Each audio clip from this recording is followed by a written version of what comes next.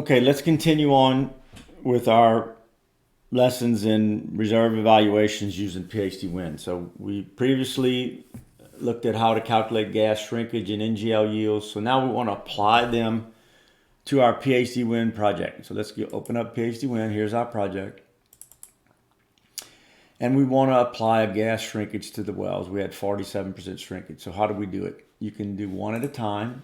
You pick the well you want to work on. You go to Editor, Product Tree, and you go to Gas. Double click on gas, and you see this menu, and you pick cash flow. You click that, and that's where you put in the shrinkage. All right, so that's pretty easy. All right, but if you want to do it as the other way to do it is edit it in Excel, because there is no global edit function for shrinkage. So let's just pick all the wells. And we're going to pick shrinkage. And we're going to edit in Excel. All right, here's the well that we put 47. So if we want to put 47 on all the wells, we can, copy and paste or, just type it in. So we got those wells and that one. So anyway, we can copy this all the way down. All right, so now we have shrinkage on all the wells. So let's X that out, and we want to pull that back into PHDWin, all the changes. So we've changed that. So that's pretty simple. All right, the next thing we want to do is add an NGL yield. So if you go to the first well or the second well, so let's look at a well that has some data. Okay, so let's look at this well. Do we have NGL yield? So the way to check is you go to Editor, Product Tree, and you look down here. Do you have NGLs in the list? And I know we don't because we haven't set it up yet. So you go to Add. So you want to add a product called NGL, and you say Create. All right, so the default is gallons. We're just going to leave it like that to make it easy. So what you want to do is you want to set up the yield as a formula. So you're going to have the gas times the gas times the yield that we calculated in the previous video is 6.8 gallons per MCF. So you just put it in like that. And so now it's in there. And you save that. You'd have to do that on every well. That takes too long to do it. So what we're going to do, if I can remember what well I chose.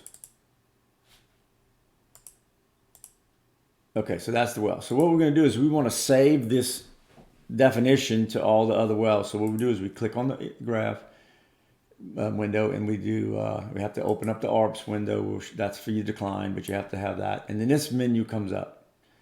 That's the case profile. So you press that, and you say you want to add this well as a case profile, and you just call it, pay it forward NGL setup.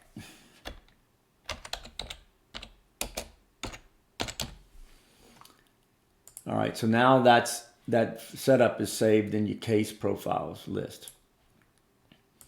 Then all you have to do is apply that case profile using the global editor to all your wells. So you get, or whatever wells you want to do. So we have all the wells in here. So let's go ahead and do case profile. And we're going to say definitions plus projection, or definitions only. So we have no projection. So we're going to just do the definition. So that's the definition of NGL. We're going to apply. We have to go and find it. And then we got a bunch of type curves and different things that we've saved. So you want to do that one. You want to apply the NGL setup to all the other wells. So let's see if that worked. So we can go pick another well just to check. Go to Editor, Product Tree. And there you go. We have the NGL set up for all the wells. Now, if you have some wells that have a different yield, you can edit in Excel. This is pretty handy. And you go to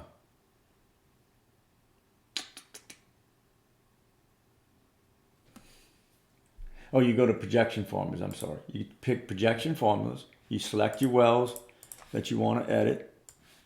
Put them in here, and you do projection formulas, and you say edit.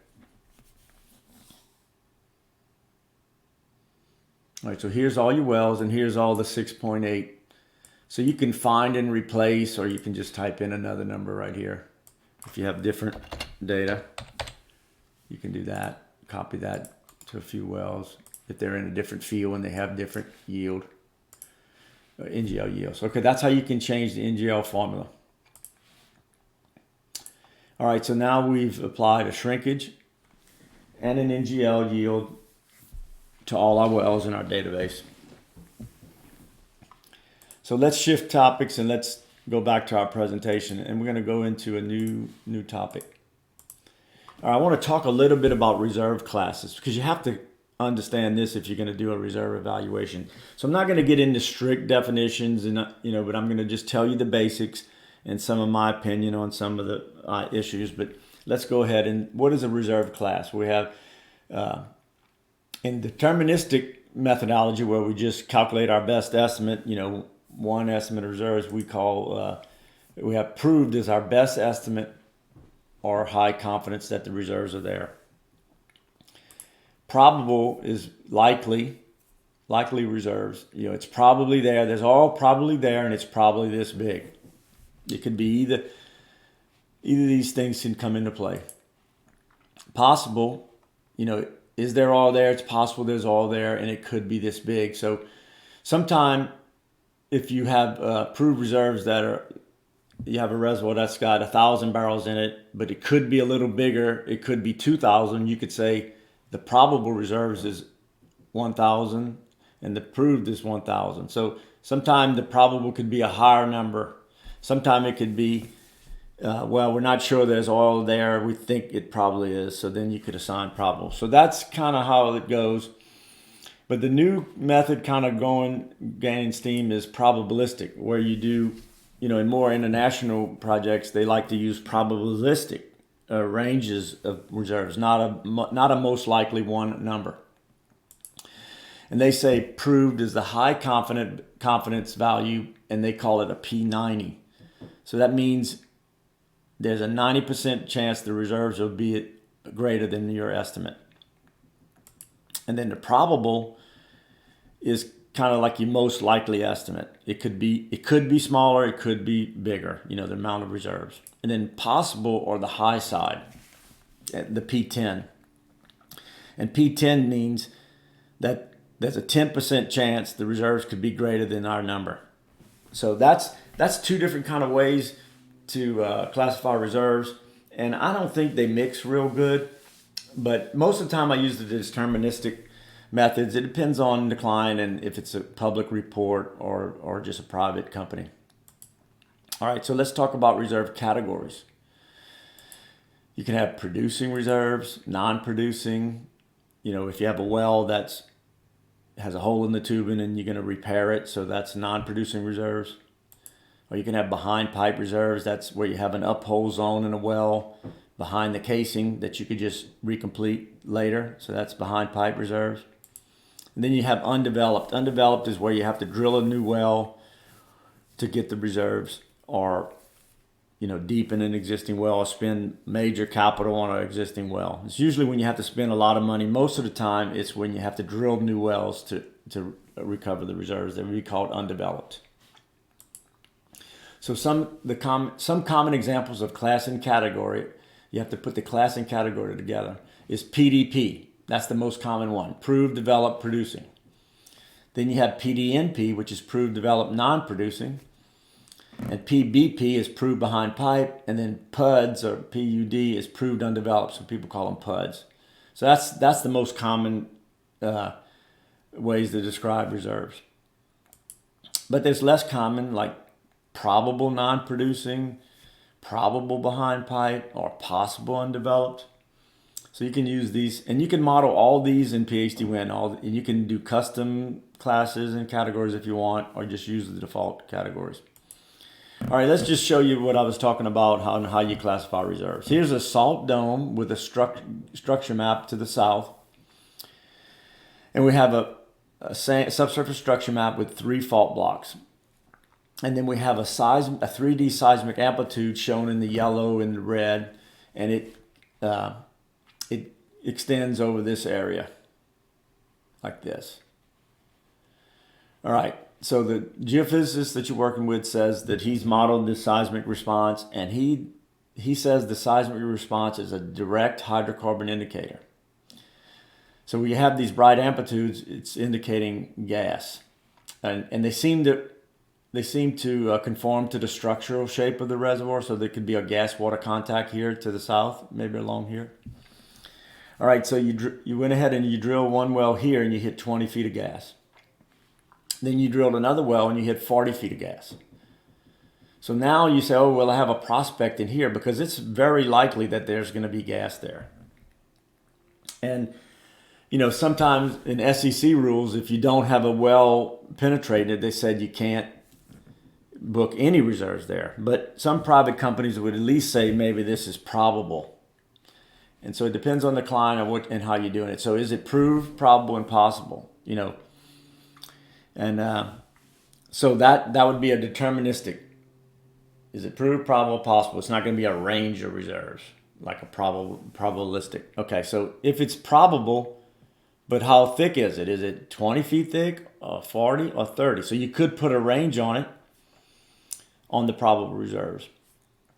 And just as a note, SEC guidelines do say that you can use reliable technology to book reserves. So even though there's not a well penetrating this fault block, in most cases you could not book any reserves there. If the seismic is deemed reliable technology with the direct hydrocarbon indicators, you could book reserves there. So that's a little twist on that. So that's an example on deterministic and probabilistic. How does it? Sometimes it doesn't really fit the situation. All right, so how do you specify reserves, class, and category in PHDWin? It's real easy. So let's go ahead and do that. Show you how to do that. So here's my database again. Here's my project. All right, so I got a bunch of wells, and I have them listed as proved, producing. So you can change this to probable, possible if you want. You can put non-producing, whatever category you want. It's real easy to do. You can just change them. So like if this well right here, is really off production, you can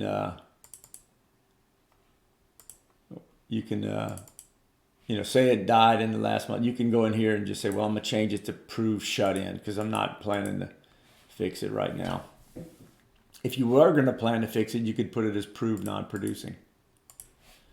All right, so that's how you can do it. You can do that as a global editor or edit in Excel. Here's edit in Excel. Anyway, so it's real easy to do. You can apply it, one at a time. And so anyway, that's how you do it. It's real easy. Let's go back to our presentation.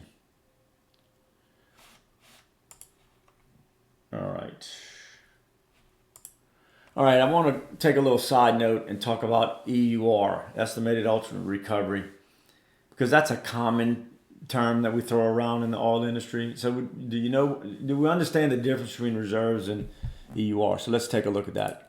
EUR is the ultimate amount of oil and gas that will be produced over the life of the well. Reserves are volumes of oil and gas that are left to be produced. And to do reserves, you have to know the as of date, because if you're evaluating reserves, you have to know what date, the effective date, because at producing well, the reserves change every day. All right, so what are some type of reserves? Crude oil, condensate, associated gas, non-associated gas, and NGLs. So these were mainly developed for conventional reservoirs, but now we're getting into more of the unconventional. So I've never been asked, but I'm going to show you a Haynesville shale unconventional well here in a minute. And so I want to ask you a question. Would you consider that dry gas Haynesville shale as non-associated? Because anyway, so I've never been asked that. So that would be a good question. If you guys know it, let me know. All right, so here's an example of a production graph. We have gas rate on the y-axis and time on the x-axis. So we have a semi-log plot. The jagged red line is the actual history of the well production of gas. This smooth line is my projection of what it's going to do in the future. Okay, so the as of date's very important. It's here in black. It's January 1st, 2020. And this green area would be the reserves that are left for that well. And because they always stop at the economic limit. Even though the well could keep producing longer than that, you have no reserves after the economic limit. So the reserves for this well, as of January 1st, are 0.36 BCF. But the EUR of this well is 5.1 BCF, because over its life, that's what it's going to produce. And you can see that down in the bottom corner. All right, so let's look at, that's a producing well. Let's look at a drilling well case. All right, here's a drilling well case where you have gas on the y-axis and time and year on the x. And you have a projected rate profile of the gas in red. And we call this a type curve, or a production type curve, or a drilling type curve. Now the new term is type well. So what can we learn from a type curve? Well, what do we use these for? We use these type curves to evaluate the economics of future wells, because it gives us a rate profile to generate a cash flow.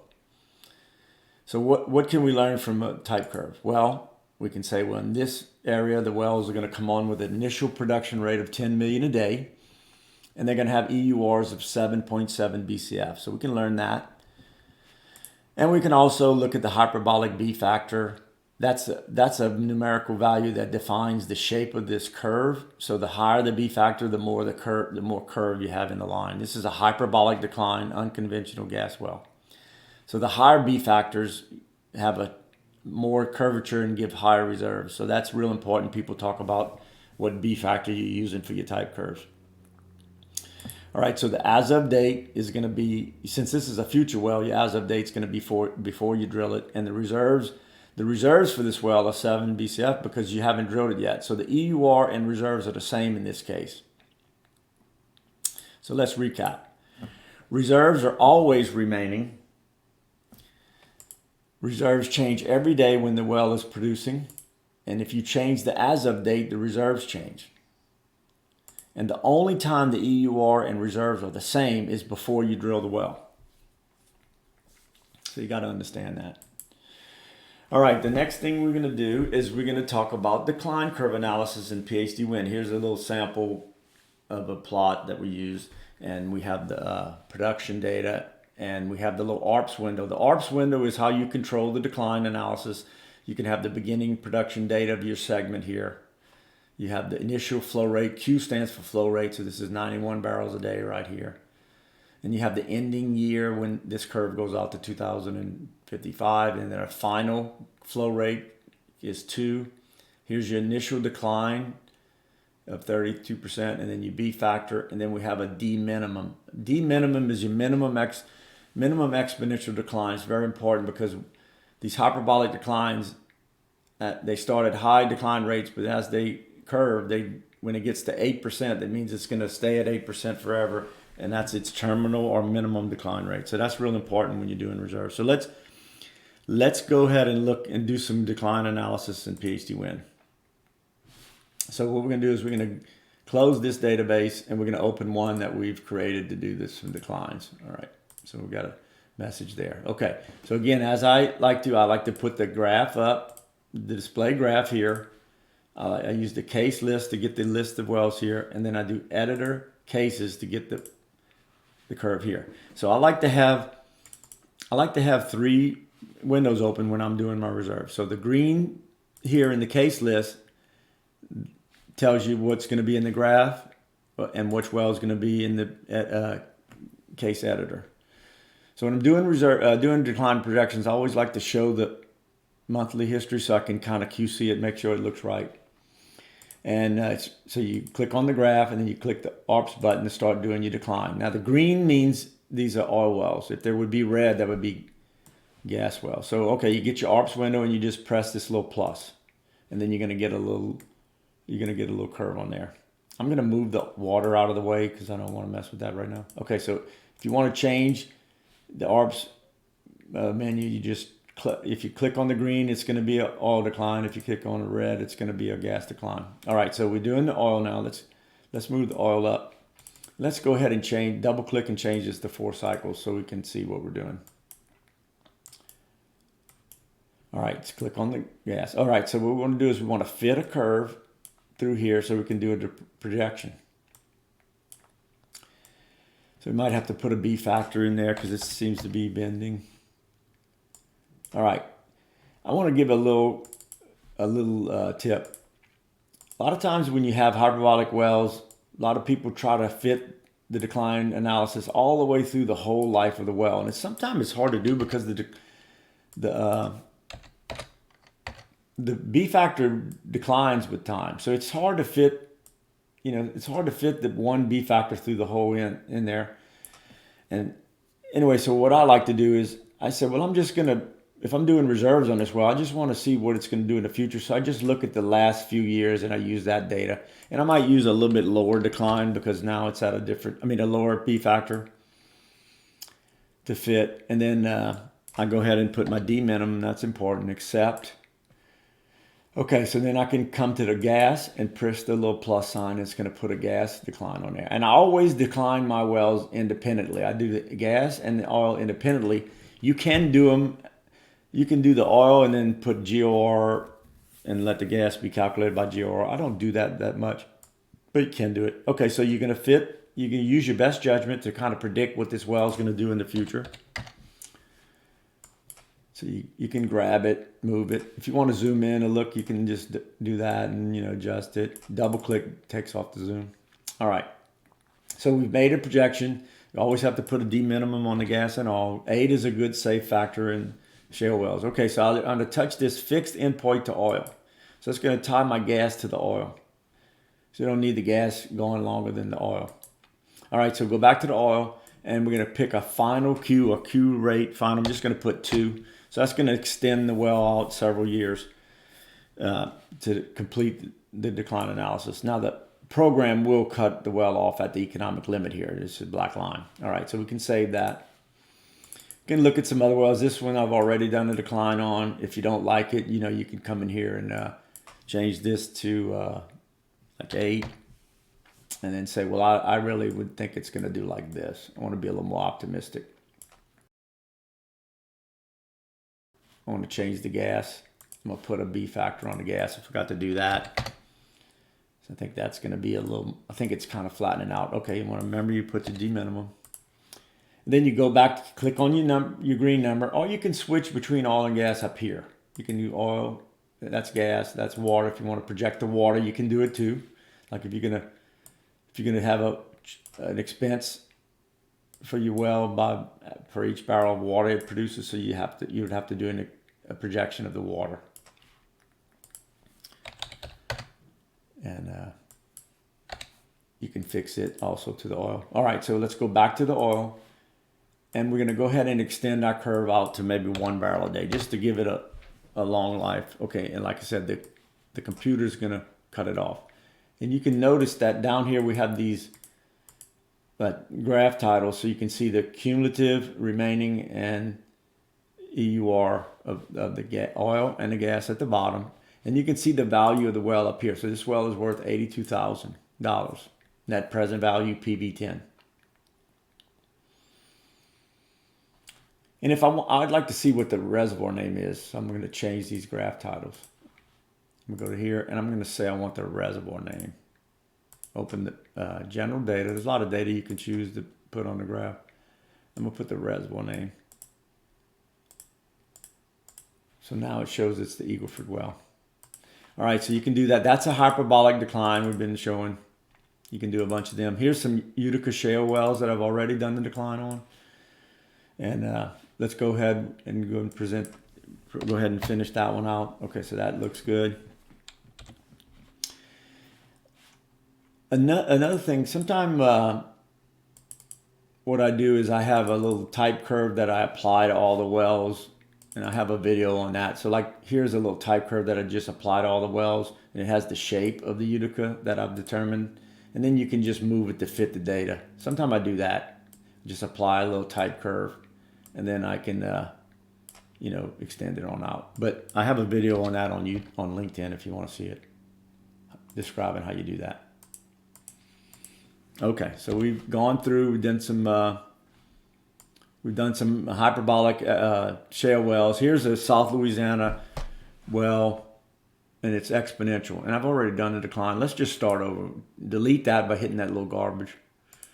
Okay, you press pus, you get a new curve, and it's way off the scale to the left. So I'm just going to change this to 2015 so I can grab it. Okay, so there I can grab it.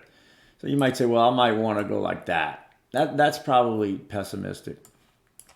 And it's only making 18 barrels a day. So, you know, I'm going to honor the later months of data right here. See these later months of data? Move that out the way. These later months, I'm going to honor those because I have several months where it seems to be on a trend. So I can do that.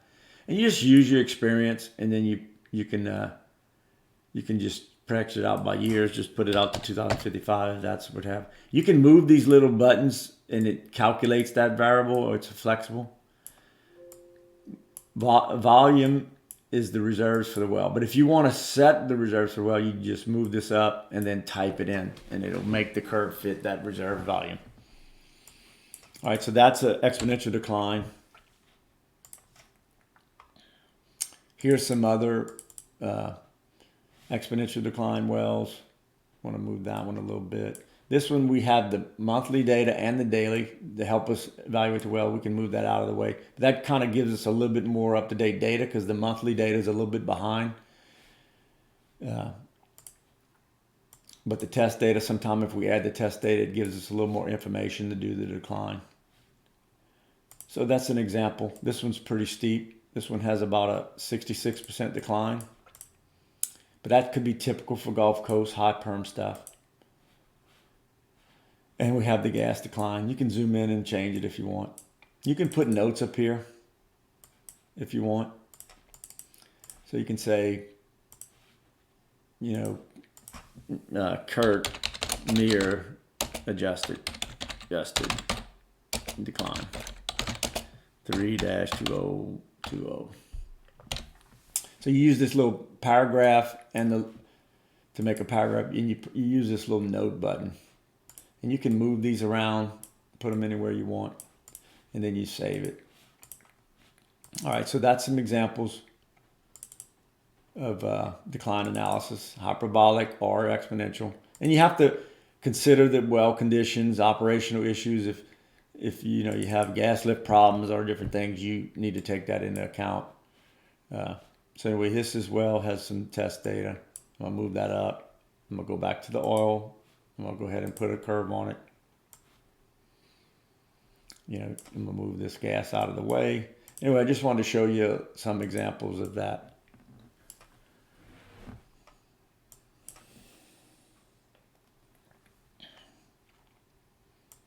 So it's real easy to do. There are some auto fitting functions of PHDWin. I never use them. I always do manual declines because I like to look at them and make sure it looks reasonable. But they're probably getting better with some of the versions of the software. Maybe you can try them.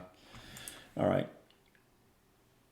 So I'm going to save that. All right. So that's an example of some decline analysis. You know, you can change the scales if you want. See more of the data. You can change the beginning rate so you can grab it and then change that. Okay, so you can grab it. You can also do the smoothing. If you click on the units, like the barrels per day, you can do smoothing. And then maybe that helps you. You know, smooth the data a little bit to do your decline. I like to use barrels all per day in my decline because everybody knows what a 100 barrel a day well is. But if you tell them it's a 300 barrels per month, that doesn't. You have to think about it. So you can change it to barrels per month and do the declines. You have to use monthly data. That's monthly data. So, but you can use the daily average. I like to use it. But if there's days involved where they have the state requires reporting the days, it will divide by the days and not 30. If you do this program defaults to just dividing by 30 days to get the barrels per day. But if you have days, you see, like, it'll mess it up. But if you don't have days, so the way to check if you have days is just drag it in here, and you can see there's no days here. So we're okay. But you can always edit data in Excel. and you can see the production data. So let's just look at the production data. You go monthly volumes.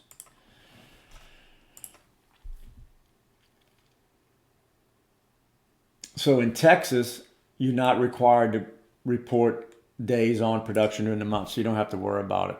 But in New Mexico, they do. So like if you had 15 days and 10, you had some downtime, on those months, it's going to average the production too high because it's not divided by 30. But anyway, you can just be aware of that. And that's how you do decline analysis in PHDWin.